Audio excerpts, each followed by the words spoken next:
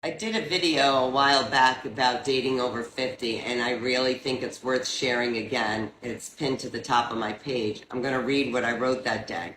In reality, being over 50 and dating isn't as simple as it may seem from my own experience.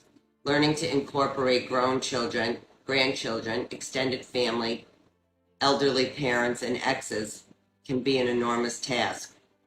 Finding someone compatible can even be a greater task. Simply wanting to share time with someone to enjoy life's pleasure isn't as simple as one may think. The struggle is real, especially for me. Not sure if it is for everyone, but know that if it is for you, that I am in it with you. Hey, TikTok family. So I haven't posted in a really long time because the person I was posting with was my boyfriend up until recently. Today is the day he's coming over this morning to get some things from my house. One of them being a vehicle, so he has to come here to get that. You know, I just wanted to get real with y'all. Like 2.5 years, like 2 years and 8 months we were dating, and I thought, this was it. I was widowed 5.5 years ago, and we really took our time with this relationship. And those red flags you see in the beginning, you really need to pay attention to them. And these weren't huge red flags; they were very subtle red flags. But I've come to realize that he really doesn't know how to love. And even though it felt like he did, when you're in a committed relationship and you're talking about the future, and then all of a sudden your romantic feelings just kind of fizzle out temporarily, you don't quit. You don't give up. Ken, 45 years old. I'm a legit snack, ladies. A total smoke show. I've got opinions. I also have an avoidant attachment style. Ladies, Ken is a covert narcissist. Move on. Todd, 48 years old. This is who I am. Live with it. Okay, Todd, just because you live in the basement at your parents' house and they have to live with it does not mean a grown, independent lady has to just live with it. Chris, 40 years old. He's a full-time dog dad, and he's a part-time apostrophe. No, thank you, Chris. I think I dated the narcissistic in my last relationship. Joe, 42 years old. Joe's looking for a fun partner to have delicious adventures together. Joe likes to lick the kitty. And last but not least, we have Dave, 44 years old. I enjoy all my friends. I've always been a big fan of groups. I used to smoke, but I don't anymore. I have a female roommate. It's strictly platonic. But if you have a problem with me having a female roommate, we will not be chatting. Older women are hitting the wall and realizing they aren't wanted anymore.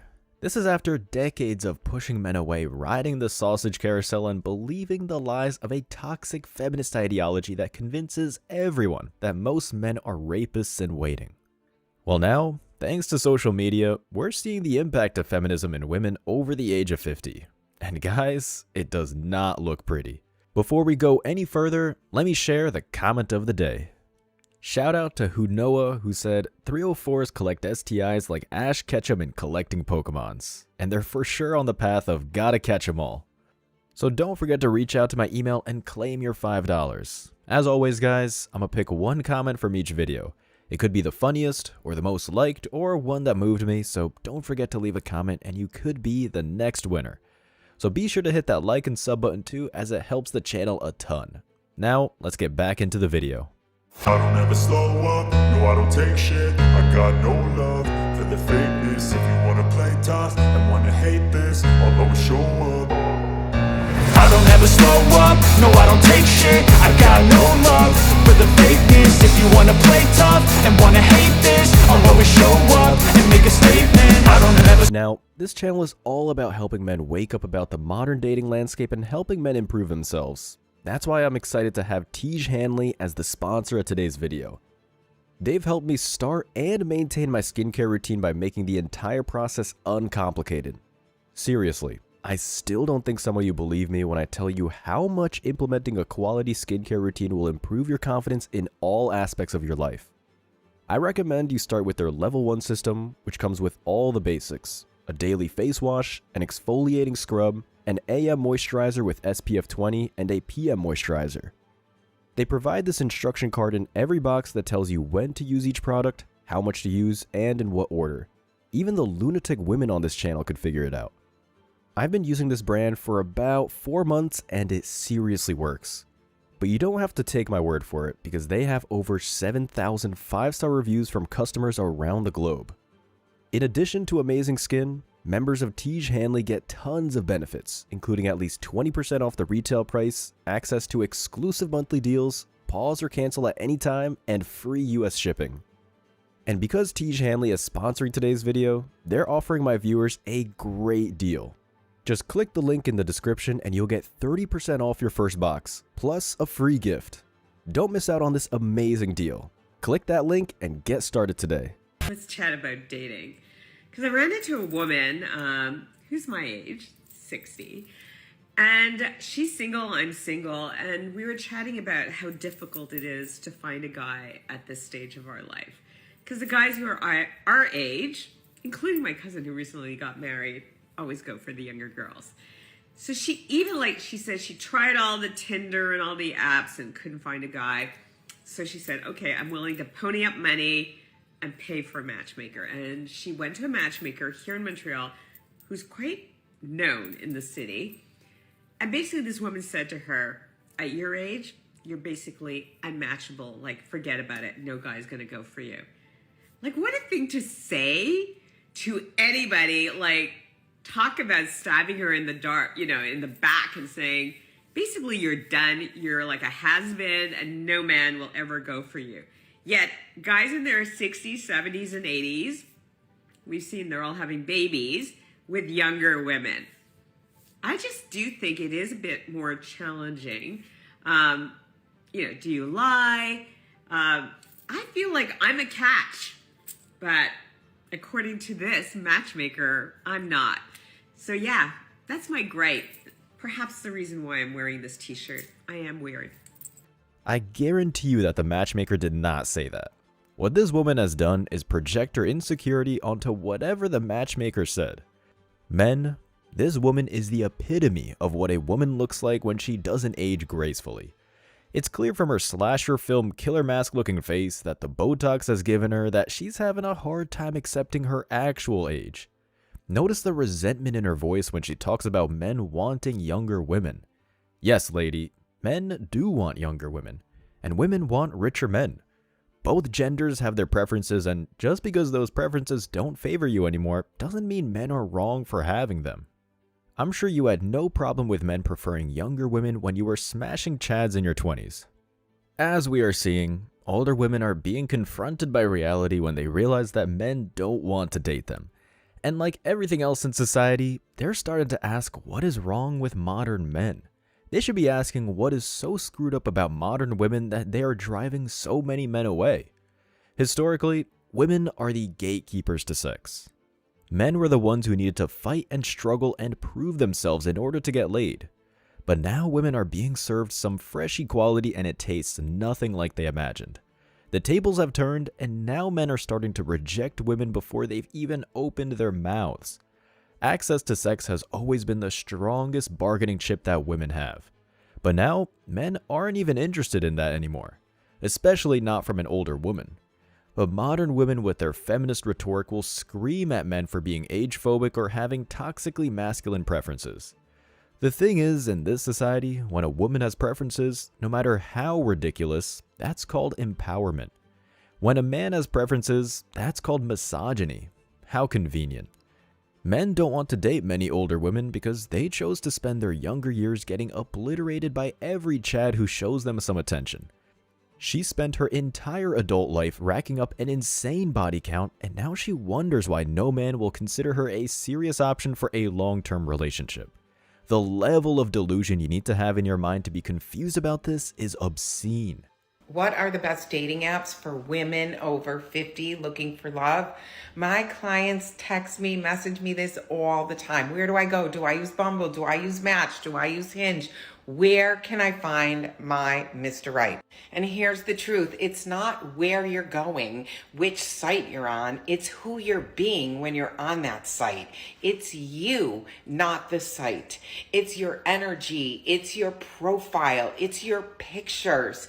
It's your mindset and your belief. Because if I tell you the very best dating site is Match.com, because those dudes are looking for a relationship, but your mindset is stuck on there's no one good out there. All the men my age only want younger women. They're just looking for friends with benefits, and I'm not going to meet my person. Guess what? I can tell you all the sites, but you're not going to find them because your head's not screwed on right. This woman isn't technically wrong. There's definitely better and worse ways to show up on dating apps regardless of your actual age. However, it doesn't matter because the only option you really have as a 50-year-old woman if you want to date a good guy is to find a man in his 60s, so you're the younger woman.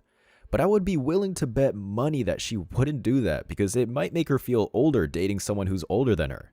The dating market is a disaster and it doesn't seem to matter what age you are. Usually, age and experience humbles a person. They say with age comes wisdom, but that's not what we're seeing in many of these feminist older women.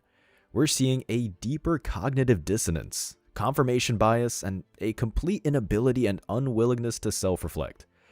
Because many of these old women are still just as bitter, resentful, and man-hating as they were when they were younger. They've not changed in the slightest despite growing older and having every opportunity in the world to change.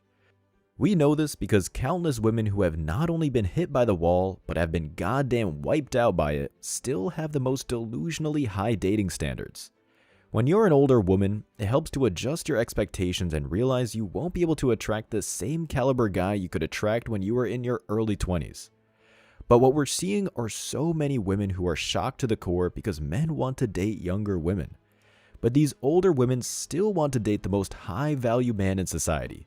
This is a complete lack of empathy and basic human understanding. If a man is of such high value, he has the power to be able to date whoever the hell he wants. Why on earth would he date someone in her 40s and 50s with a lifetime of emotional baggage and probably a few kids? You would expect an older woman to understand this, adjust her expectations, and play to her advantages. But no, these women are just as delusional as they were when they were younger. Except now, time is no longer on their side and they are like a sinking ship. Okay, I'm here to let everyone in the world know it does not get easier in the dating world the older you get. It actually gets harder. I actually had someone yesterday say, "I can't believe you're single. You're just so pretty." Okay, I didn't know that was a requirement to date. Secondly, yeah, no. But, however, I will tell you this. I don't have time for somebody else's crap. Do you know what it's like out there in the dating world? Have you tried these apps? They're freaking terrible. They're like shopping in a thrift store. I mean, that's what dating at 50 is like. Who's the least damaged freak out there? And by the way, I have to turn around and ask myself the same question. People are saying that about you too. So that's why I don't date. That is why. This train wreck has absolutely no self-awareness. If she did, she would realize how many red flags she's waving around in a 60-second video. Not only is she becoming more confused with every word she speaks, her communication reeks of resentment and anger. How could you possibly turn a compliment such as being called pretty into an insult? But just listen to the way she speaks and pay attention to her micro-expressions. Resentment, bitterness, darkness. And this is what you'd be bringing into your life if you were foolish enough to date this woman in your 50s. Sometimes the emotional baggage that these women carry around is almost tragic. I say almost because most of it is self-inflicted and the result of believing a generation's worth of feminist bullshit. The problem is that she chased far too many chads in her life who had absolutely no interest in committing to her. But she couldn't help it because she was addicted to riding that carousel. Now she has all of this emotional baggage from the past that she's never dealt with. She had the opportunity when she was younger to date great men who were interested in committing to her, but she pushed them all away because she couldn't help chase that Tyrone sausage. She spent her entire 20s having fun in the narrow belief that she could always settle down later. But sadly, nobody ever told her that your 20s are for finding the right man as a woman because you have the highest value in your 20s. You are younger and more beautiful in almost every physical way. This makes it far more likely that you will find the kind of man you want. But these older, cat-owning spinster women are those who decided to party throughout her 20s and 30s. She regrets an entire lifetime of hedonistic pleasure-seeking, and now suddenly she wants to settle down and get serious. This is an entire lifetime's worth of terrible life choices. And as a man, if you decide to date one of these older women, all of these choices are going to be your problem. If you've ever spoken to a man who's dated an older woman, particularly if she is a single mother, that is a ton of baggage compared to a single younger woman.